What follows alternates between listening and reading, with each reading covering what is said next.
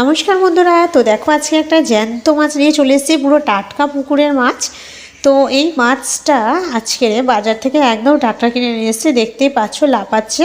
চলো এটাকে কেটে ফেলি। আজকের একদম টাটকা ফুলকপি দিয়ে টাটকা মাছের ঝোল দুপুরবেলা বানাবো। তো মাছটা দেখো অলরেডি কেটে নিয়েছি, দেখতেই পাচ্ছ। কেটে একদম পরিষ্কার করে আঁশ ধুয়ে নিয়ে এসেছি। এরপর এটাকে আমি হলুদ আর নুন একটু মাখিয়ে নেব মাছটাকে। তো মাছে অল্প একটু নুন মাখাবো, যেহেতু আমি এক্ষুনি সদ্যই ভাজবো, খুব বেশি নুন দেব না। আর আমি একটু হলুদ গুঁড়োটা বেশি দিয়ে ভালো করে এটাকে আগে মাখিয়ে নেব। তো হলুদ গুঁড়োটা একটু কম হওয়ার জন্য আমি আরেকটু দিয়ে ভালো করে এপার ওপার করে মাছটাকে মাখিয়ে নিলাম। এরপর কড়াইয়ে আমি কিছুটা সরষের তেল দিয়ে দিলাম মাছটাকে ভাজার জন্য। এই সদ্য মাছ ভাজলে খুবই টাটকা মিষ্টি যেমন ভালো খেতে, তেমন ভাজার সময় মাছটা তো একদম গুটিয়ে যায়। তোমরাও যারা যারা সদ্য পুকুরে মাছ তুলে ভাজো তোমরা জানো মাছটা ঠিকভাবে ভাজা হয়ে ওঠে না, এদিক ওদিক কিন্তু বেঁকে চলে যায়। তো আমার মাছগুলোরও সেই হাল হলো। তো এই 3 পিস মাছ আগে ভালো করে ভেজে নিই।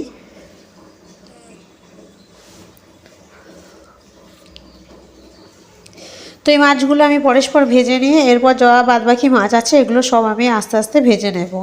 এই মাথা দুটো তাই এপার ওপার ঘুরিয়ে ভালো করে ভেজে নিয়েছি। আর একটু ভালো করে ভেজে আমি এটাকে তুলে নেব। তো কড়াই মাছ ভাজার তো একটু তেল রয়েই গেছিলো, সেই তেলেতেই আমি এই ফুলকপিগুলো একদম দেখো টাটকা ফুলকপি ফ্রেশ, সেগুলোকে একটু বড় বড় সাইজে রেখে আমি ফুলকপিগুলোকে আগে ভালো করে ভেজে নেব। ভেজে নেওয়ার জন্য আমি হালকা নুন আর হলুদ গুঁড়ো ফুলকপিগুলোতে আমি দিয়ে দেব। তো ফুলকপির মধ্যে একটু নুন আর হলুদ দিয়ে দিয়েছি, দিয়ে এরপর আরেকটু সর্ষের তেল দিয়ে দেব। দিয়ে ভালো করে ফুলকপিটাকে আমি আগে ভেজে নেব। তো একটু সরষের তেল দিয়ে দিলাম। ফুলকপিতে যেহেতু একটু তেল বেশি টানে, লাগেও একটু তেল বেশি, সেই জন্য তেলটা দিয়ে আমি ভালো করে ফুলকপিটাকে আগে নেড়েচেড়ে ভেজে নেব। ফুলকপির ফুলগুলো যখন হালকা বাদামি বাদামি হয়ে আসবে দেখতেই পাচ্ছ এইভাবে, তখন ফুলকপিগুলো আস্তে আস্তে আমি সব কটা ফুলকপি তুলে নেব।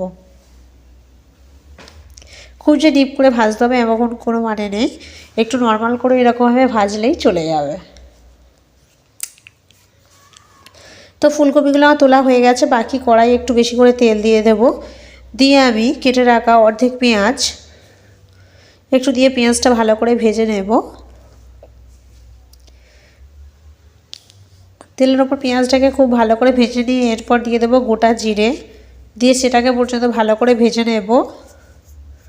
দিয়ে এরপর দিয়ে দেবো একটা কাঁচা লঙ্কা গোটা চিড়ে কাটা আছে, সেটা আমি দিয়ে দিলাম।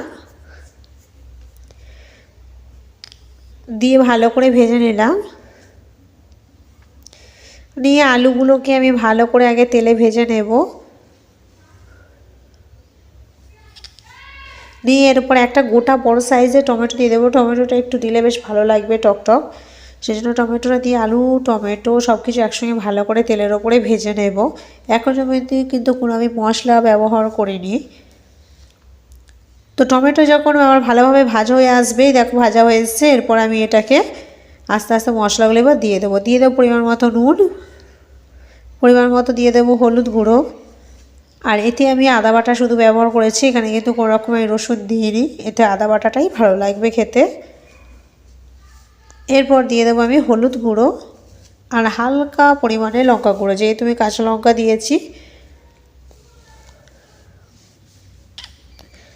তো হলুদ গুঁড়ো আমি দিয়ে দিলাম, এরপর দিয়ে দেবো লঙ্কা গুঁড়ো।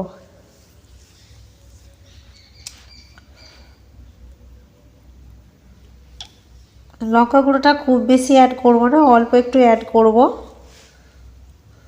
দিয়ে ভালো করে একদম আমি এটাকে কষিয়ে নেব। এরপর দিয়ে দেবো আমি ভেজে রাখা ফুলকপিগুলো, না হলে ফুলকপিগুলো কষানো হবে না। তাই ভেজে রাখা ফুলকপিগুলো দিয়ে ভালো করে কষতে থাকবো। একটা খুব সুন্দর গন্ধ বেরিয়েছে। আর তোমরা প্লিজ বাড়িতে এই সময়ে টাটকা ফুলকপিও পাওয়া যায়, আর মাছ যদি টাটকা পাও এইভাবে ঝোল বানিয়ে চটপট করে দুপুরবেলা গরম ভাতে সবাইকে বানিয়ে খাওয়াও, দেখবে অত্যাধিক ভালো বলবে সবাই। আর এইভাবে ফুলকপি তরকারি রান্না করলে খুব টেস্টও হয়। আর ফুলকপি তরকারি দিয়ে লাস্টে ধনেপাতা দিলে আরও টেস্টটা বেশি দ্বিগুণ বেড়ে যায়। এবার ঝোলটা আমি একটু ফুটতে সময় দেব। তো ঝোলটা দেখো যখন ফোটা হয়ে শুরু হয়ে গেছে, তখন এই মাছগুলো আস্তে আস্তে দিয়ে দেবো চারদিক দিয়ে।